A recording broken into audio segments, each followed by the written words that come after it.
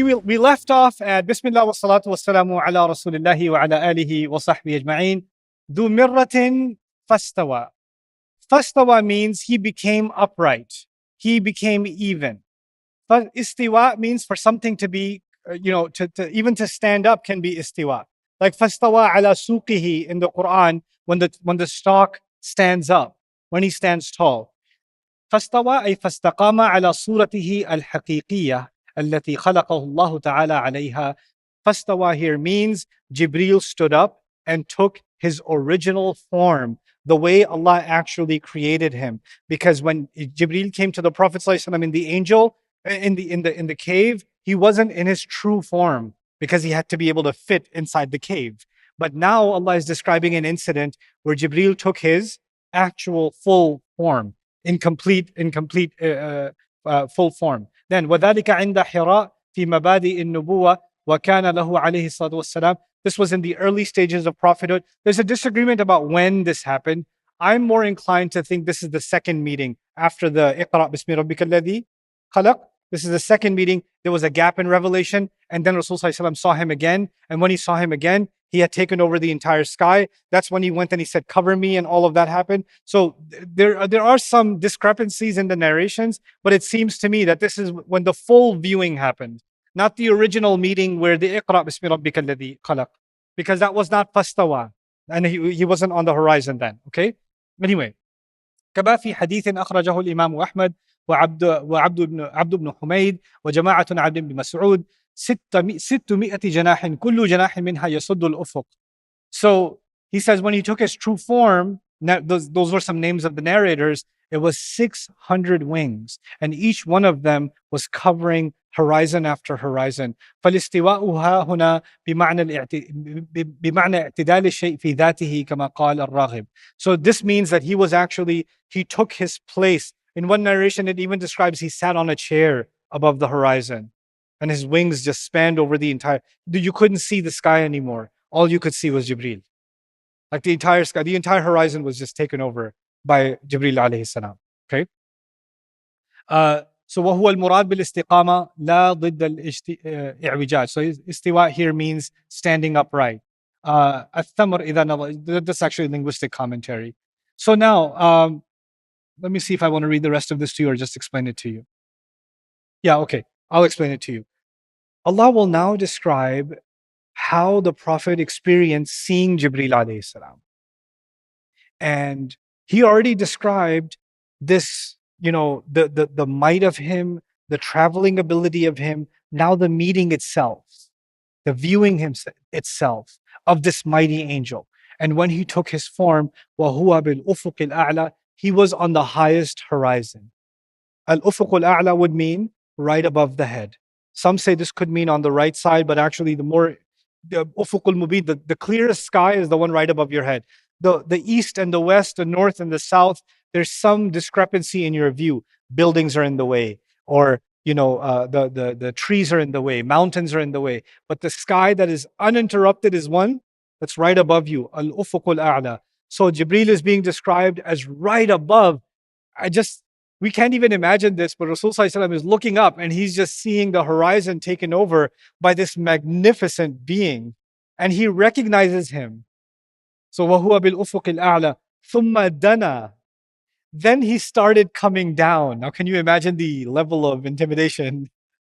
Then the Jibreel alayhi salam starts descending. Then he says, فَتَدَلَّى. Tadalla actually means then he started hovering low. Tadalla comes from the Arabic word dalwun. This is one of those words that I will remind you of tomorrow. You're going to need it tomorrow. He descended, then he was hanging like a bucket. Dalu actually means a well bucket. The one that has a rope on it. By the way, interesting. The rope is coming back again. You see that? So anyway, he was hanging like a rope. Now, the thing with the bucket is something is holding it from above, right? The imagery almost describes Jibreel alayhi salam is hovering and Allah is holding him up. Like Allah describes about anything that flies, that Allah is the one, مَا يُمْسِكُهُنَّ إِلَّا الرَّحْمَنِ, right? Birds are not being held in the sky except by Ar-Rahman. Jibreel alayhi salam is being imsak of him is being done in the sky. He's dangling in the sky, being held by Ar-Rahman. Beautiful language. Then Amin Ahsan Islahi, talking about this in his Urdu tafsir, Tadabbur al-Quran, said something beautiful. It's as if, he says, it's as if when a teacher uh, lovingly leans over the student to see his work, or to teach him, or to whisper something to him, or to tell him something that he doesn't want anybody else to hear. Tadalla, he hovered over. So this closeness to the Prophet ﷺ is being described in these words. Then, فَكَانَ قَابَ قَوْسَيْنِ. This is where things get really beautiful. Then he was about the distance of the arch of the arrow, of the bow and arrow. This is going to be a little bit tough to explain. Allow me to take my time with this. You guys know what a bow and arrow is, right? Okay, so qaba qawsayn could mean one of two things. There's two ways you can look at it. They both have to do with the bow and arrow. One of those meanings is, so the bow is like the letter D, right? Everybody knows that? Okay. Half of the arch, not the whole D, half of the arch is a qab. That's a qab. The other half is the other qab. The handle, the grip is in the middle. So when you grip the bow, one side is one qab and the other side is the other qab. You get it? Okay, so that's one meaning of the word qab. And when he says qaba qawsayni, one arch of two bows, which is weird. You would expect him to say two arches of one bow, right? This is a qab and this is a qab. So qabay qawsin, two bows or two arches of one bow. But Allah didn't say that. He said qaba qawsayni, one bow of two arches. This is a strange expression. Or one arch of two bows. Then the other meaning you have to understand of qab is, okay, still imagine this is my ugly bow and arrow, but this bow and arrow, there's the string and then there's the arch. You know the distance between the string and the arch? The middle of the grip and the string. If you draw a straight line in the middle of that D, that distance is called a qab also. That's qaba qawsayni. Okay, so once again, you've got the bow and arrow. Imagine the middle of the string and the grip of the bow. The distance between the middle of the string and the grip of the bow, that's the part you're going to pull, right? That distance is called a qab. I lean over this meaning. Some of the ulama lean on this meaning also. But we'll go to the second meaning too. Allah is now describing, this is how close he came to the Prophet Sallallahu Alaihi Wasallam. The distance between the string and the bow. That's how close Jibreel alayhi salam came to Rasulullah Sallallahu Alaihi Wasallam. But then he said, and this was an expression used for people that are very close to each other. Man, these two guys are like qaba qawsayn. They're like so close to each other. He says he came so incredibly close to the Prophet. But then he says, no, aw adna, or even closer than that. Or even closer than that. It's describing this really deep connection between Jibreel alayhi salam and the Messenger of Allah sallallahu alaihi wasallam, and it's also describing this relationship not as a relationship of intimidation, because when you first read these ayat, mighty, taking over the horizon, powerful, intelligent, the highest horizon. He took his full form, but now he is this close to the Prophet sallallahu alaihi wasallam. But even that doesn't describe close enough. So he says, kana qaba qawsayni aw adna. The closeness is also important because the word wahi means to whisper something to someone that nobody else can hear. So it was important to describe how close Jibreel is to Rasulullah sallallahu alaihi wasallam, so that when he speaks to him, it's just him and Rasulullah alaihi salatu wassalam. You understand? So this is the encounter of meeting with Jibreel alayhi salam. But now we're going to dig into qaba qawsayn, and you learn something really epic from it. One of the weirder meaning was half the arch belonging to two bows. You know what that could mean? Half of arch from one bow and half the arch from another bow. So qaba qawsayn. So it's actually two bows, but there two of them are turning into one. Now listen to this. وعن مجاهد والحسن أن كاب القوس ما بين وترها ومقبضها ولا حاجة إلى القلب عليه أيضا فإن هذا ما قال الخفاجي. That's actually something I already described. We don't have to translate that. إشارة إلى ما كانت العرب في الجاهلية تفعله. This is actually talking about something the Arabs used to do in ancient times. So this expression, قاب قوسين, has to do with Arabian culture. Let's see what it has to do with their culture. إذا تحالفوا فإنهم كانوا يخرجون قوسين ويلصقون إحداهما بالأخرى. So when two tribe leaders made a pact that we are going to fight as one, we are now united, a band of brothers, etc. So this is like a pact between two different tribes. They would take a bow from this tribe and a bow from this tribe, and they would put them on top of each other, like stack them.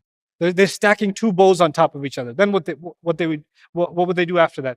فَيَكُونُ الْقَابُ مُلَاسِقًا لِلْآخَرِ. So the arches are now on top of each other. Okay? Then كأنهما ذا قاب واحد, as if it's one arch. ثم ينزعونهما معا ويرمون بهما سهما واحدا. Then they would grab both the grips together. Then they would grab both the strings together. They would pull and they would shoot an arrow, and the arrow is being shot not from one bow and arrow, it's simultaneously being shot from two bows and arrows. Okay? فيكون ذلك إشارة إلى أن رضا أحدهم رضا الآخر. This used to represent that now the happiness of one of these people is the happiness of the other. وسخطه سخطه لا يمكن خلافه. And what makes him upset makes him upset. We have now become one. So the idea of two bows becoming one was actually now what pleases you pleases me, what hurts you hurts me. We are an inseparable band together. We are quite literally tied together. We are knotted to get rope imagery, right? And by the way, interestingly, qab is also rope because there's a string in it, right? SubhanAllah. The imagery keeps building on top of each other. You guys, high school students here, one of the most boring classes you take in high school is English literature, where the professor's like, notice the imagery in this poem. Write an essay about the imagery in this poem. You're like, oh my God. Did somebody do a YouTube short video on this? Can I use AI now to write this imagery on this poem? That's what you guys are doing now. But you know what? I'm telling you, English literature is going to help you a lot with Quran study. Take literature class seriously. Take poetry study seriously. Even take Shakespeare seriously. One of my favorite Arabic teachers in the world, advanced Arabic teachers in the world, I love him to death, is Sheikh Hamza Karamali. Some of you might know him. He lives in Istanbul now. And he teaches, I've learned so much about balagha from him and from his work. And often he'll just quote a speech by Abraham Lincoln. I'll start talking about Shakespeare and tie it together to linguistics in Arabic. And I'm like, that's a boss. Makes me feel like a village idiot, but that's a boss.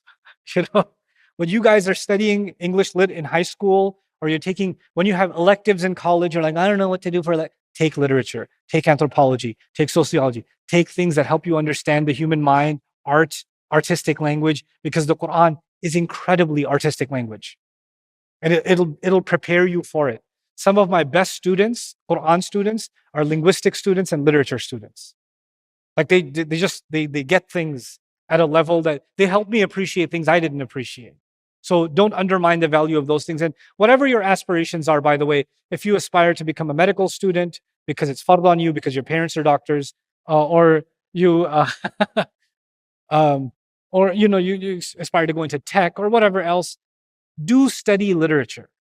Because whatever these other fields, they're making you skilled laborers. But study of literature, that's going to make you a thoughtful human being, right? I want you to be a thoughtful human being. And study of Quran makes you thoughtful, spiritually thoughtful. But it will be enhanced by your study of these other things. If we didn't understand Qaba Qawsaini like that, we wouldn't understand the fusion being made between Allah's messenger Jibreel and Allah's messenger Muhammad Rasulullah sallallahu alayhi wasallam wa alayhi salam. Right? There's this inseparability that's being captured here in فَكَانَ قَابَ قَوْسَيْنِ أَوْ أَدْنَى. And then he says, فَأَوْحَى إِلَىٰ عَبْدِهِ مَا أَوْحَى. And then he revealed, he inspired to his slave whatever he inspired. Like he could have just said, فَأَوْحَى إِلَيْهِ هَذَا الْقُرْآنِ فَأَوْحَى إِلَىٰ عَبْدِهِ هَذَا الْقُرْآنِ. He revealed the Quran to him. He didn't. He said, he revealed to him, he inspired to him, he communicated secretly to him whatever it is that he communicated to him. Ma awha. There's an ambiguity mentioned here. Why is there an ambiguity? It's quite beautiful. This deliberate ambiguity in whatever he mentioned is actually for us to wonder, what is it that he revealed? What is it that he gave? I want to know more. And you know what? Even if you've heard the Quran your whole life, Ramadan is coming soon. You're going to listen to the Quran in prayer. But have we really understood? Do we really know what we're hearing?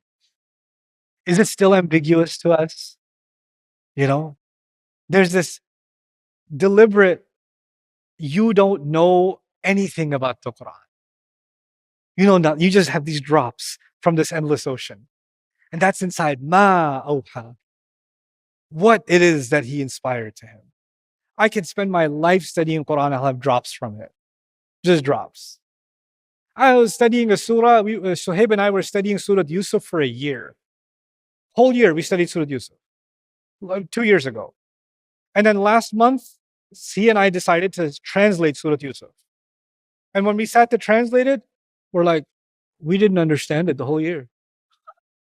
New things occurred to us that didn't occur to us the entire year we were studying it. And I bet you if we started studying Surah Yusuf again today, man, we got to start all over again. That's this Quran. There's this mystery to its wisdom. It keeps unlocking and keeps unlocking and keeps unfolding and keeps unfolding. It's incredible. And that's really the difference between tafsir and what? Tadabbur. Because when you become a person of tafsir with tadabbur, then you come back and there's more tadabbur. Then you come back and there's even more tadabbur. And then you come and there's no end to the tadabbur. And then you find joy in finding other people that are doing tadabbur because you're like, can you share your tadabbur? I'll share mine. And then I share my tadabbur with someone and they say, your tadabbur made me have another tadabbur. And that's what my group does all the time. We're like, they have a thought, then I have a thought. They're like, oh my God, that made me think of this. And I'm like, whoa. We're all just like, Quran, dude. Okay, I need a break. I gotta go eat a slice of pizza or something because I need to process this. I literally have to hang up on the group sometimes because it's just ma awha. Then there's another ambiguity here that's amazing. He inspired. It could be Jibreel inspired because Allah inspired Jibreel and Jibreel inspired the prophets. Allah communicated to Jibreel, Jibreel communicated to the prophet. But he says he inspired to his slave. The his slave clearly means the slave of who? Allah, ila abdihi. So Jibreel is being conflated here. A connection is being made where you can read this as Allah inspired it to his slave, or Jibreel inspired it to Allah's slave. Multiple things can happen at the same time because there's now an inseparability between Allah, Jibreel, and the Messenger. A rope is being drawn between them, and the ambiguity of the pronouns is capturing that. Then there's the word ma. One more aspect of the word ma that I want to share with you. فَأَوْحَى إِلَىٰ عَبْدِهِ مَا أَوْحَى. Ma is used for ibham in Arabic when something is not explicitly clear, when something, there's more to be discovered. Part of the ishara here in the ayah is the Quran will keep on giving more and more and more. And there will never be a time where we can say we've exhausted the Quran. Now we know everything the Quran has to offer. Because it will always be ma awha. There will always be more to learn from it. There will never be alladhi awha. Because the alternative to ma is what?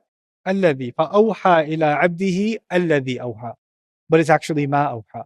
So this is actually an inspiration for all of us to continue to explore the word of Allah and to bring ourselves, to bring light to ourselves and to coming generations to continue this tradition of tadabbur in the ummah. Now, this is what's I'm gonna keep track of time because 11 and 12 is where it's at. Okay, I have a little bit of time. To understand this ayah, first, I'm going to take a sidestep and tell you something about the word lying in Arabic. Kadhaba, kadhib is a liar. Easy translation, right? But now you know nothing is easy in Arabic. There's the primary meaning and there's what? Secondary meanings. I'm going to teach you some secondary meanings of lying in Arabic. Kadhib in Arabic, okay? Kadhab al-hurru, they say the heat did kadhib when the heat breaks and the temperature gets nicer. So when it breaks, the temperature breaks, that's called kadhib. Kadhab al-aynu khanaha hissuha, when the eye sees a mirage and it thinks it's something, the eye did kadhib. It was diluted. Or it can't see straight anymore. It's not seeing clear vision anymore. كذب السير إذا لم يجد, when the animal is wobbling and the person is wobbling and they're not walking firmly, then their walk has كذب in it. Then كذب الوحشي جرى شوطا ثم وقف لينظر ما وراءه, when the animal walks but stops and sees if anybody's coming, then walks a little bit, then hesitates, that's called the animal is doing كذب. It's weird. What does this have to do with anything? وَكَذَبَ الْقَوْمُ الصُّرَى, and the group of people, they couldn't travel anymore because لَمْ يَقْدِرُوا عَلَيْهِ, they didn't have the money for it, they were too tired for it. فَمَا كَذَّبَ, and they say about a person, this guy did not do takdhib. They say that when this person didn't give up and he didn't become a coward and he fulfilled his job. So in other words, kadhaba also means to be a coward and to be a quitter. So kadhaba has to do with these things, and I'll give you the English notes soon. And so the ma'na mihwari means the overall theme is naqsul hidda wa shidda al jariya fi shay, when something is no longer as intense as it used to be. When something weakens, breaks, softens, that's actually called kadhib. So the meanings are decline in intensity or sharpness. The meanings of kadhib have to do with inability, losing toughness, or stamina is not one word. I was about to read that as one word, or stamina. Weakness, cowardice, misconception and underestimation, also convenience. You know what that has to do with lying? This is the Arab saying, ancient Arab, even before Islam, the Arab understood something about the truth. The truth is the opposite of all of these things. The truth is intense. The truth requires ability. The truth it requires toughness and stamina. The truth requires bravery. The truth requires that you conceptualize properly. The truth is inconvenient. And when you run after convenience, when you're given to your cowardice, when you do all of these things, that's when lying becomes easy. People that are looking for the easy way become liars. That's kadhib. And by the way, so when he says ma kadhaba al-fuadu ma ra'a, now you know when you hear the word lying in Arabic, the associations they make are so powerful. It's almost as if they did a psychological profile on lying, right? Where does lying come from? Comes from convenience, ease, cowardice. I'm too brave to tell you the truth. Like for the guys here, your wife asks you, "What you thinking?" Not one of you will tell her the truth. It's just work. It's really stressful right now. And in your head, you're giving a whole khutbah. If you knew what I was thinking. I don't know when Judgment Day is coming, but mine would start today. Just tell me what you're thinking. No, too cowardly, too scary. Also, if I say the truth, life is going to become very inconvenient. It's not going to be convenient anymore. So it's better to just not say anything. This is kadhib, you know? So the idea of ma kadhab al-fuad, this is a side note that whenever you read the word lying in the Quran, I want you to have some thoughts about what's behind it, right? Isn't this really beneficial like this to know the richness of the word, right? It changes everything.